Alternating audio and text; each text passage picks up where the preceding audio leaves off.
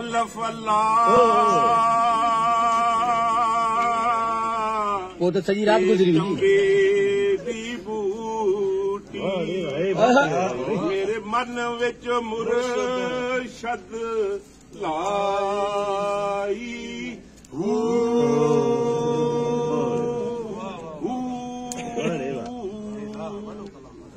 नफियत बात दा पानी मिलिया हर जगह हर जाई अंदर बूटी मुश्क मचाया जान फुलन ते आई जीवे मुर्शद कामल पाओ जय बूटी लाई